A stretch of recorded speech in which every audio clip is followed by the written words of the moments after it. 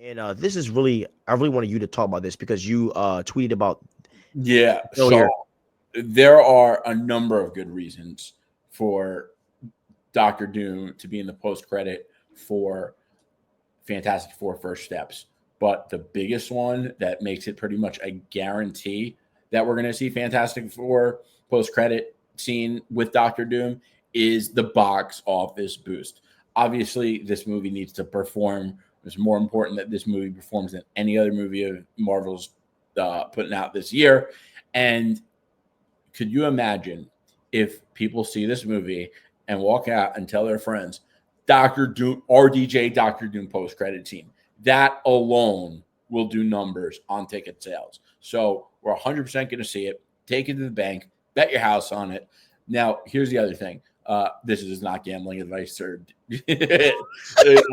but the other thing is that this is also the last movie we're seeing before Avengers Doomsday. So they need to have this movie get you hyped for Avengers Doomsday and Robert Downey Jr.'s Doctor Doom. So because of that, we haven't met RDJ's Doctor Doom yet. This is their last chance for a place where it would feel appropriate. I know they have some other like random shows coming out or whatever. Don't expect to see Doctor Doom and Ironheart, okay? Facts. So you're gonna see Doctor Doom in the post-credit scene. This is their chance to introduce us to Doctor Doom before Avengers Doomsday. This is their chance to have the biggest post-credit scene of all time that sells tickets. We're 100% going to see him. I can't wait. Oh, man, it's going to be so sick. I also really am curious to hear how he sounds because when I read comics, I love Doctor Doom. I am a Doctor Doom fanatic, probably the biggest Doctor Doom fan on the internet. Anyway, when I read Doctor Doom, I read his voice as a combination of Darth Vader and Bane from The Dark Knight Rises. When you read Doctor Doom, what does his voice sound like to you? And what do you expect it to sound like in the movie? Because I'm curious. I know, because you read a comic and you know how you read it, but everyone else reads it probably differently. So I'm curious to hear how you read Doctor Doom and how that differs from how I read Doctor Doom and what your expectations are for Doctor Doom's voice. Because that voice is going to go crazy. They Yeah. are going to cook. His voice for me is like a mix between three people: Hugo Weaving's Red Skull, Ultron, and with a robot vocal coder on top of it with like a little bit of a Greekish accent, if that Ooh, makes sense. yeah, that kind of sounds fun. I don't read him with an accent. Yeah, it's not like it's kind of like how how with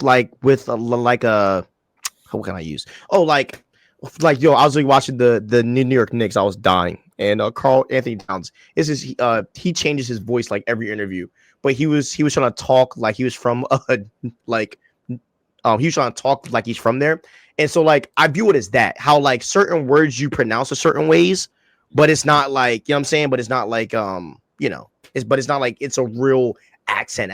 Right, So like I feel right. like certain ways that he might pronounce things might be very different, but nothing too crazy. But yeah, but like I definitely have like a robotic voice though in my head Okay, whenever I hear him. that's Um, pretty cool.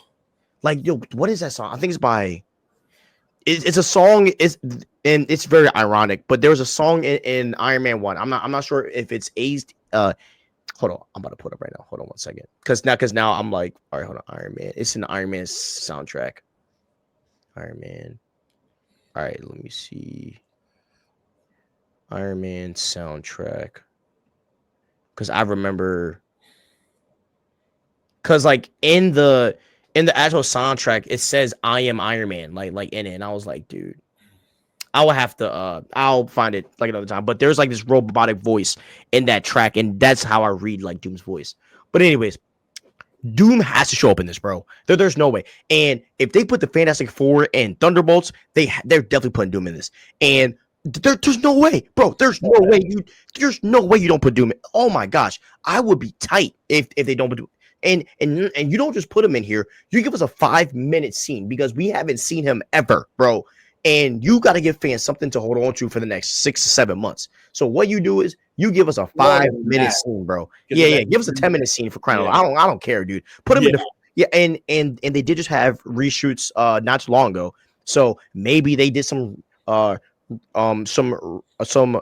reshoots on the Avengers Doomsday campus where they did Thunderbolts 2 or something like that. But we need like a 5 minute scene with dialogue, the whole 9 yards. We need Yeah. it. Yes, like there's no compromise there.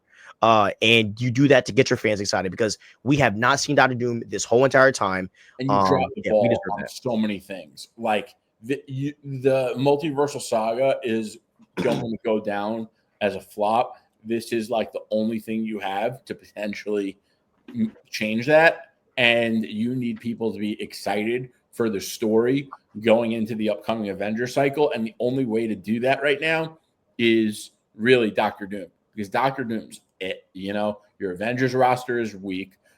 We haven't met Fantastic Four yet.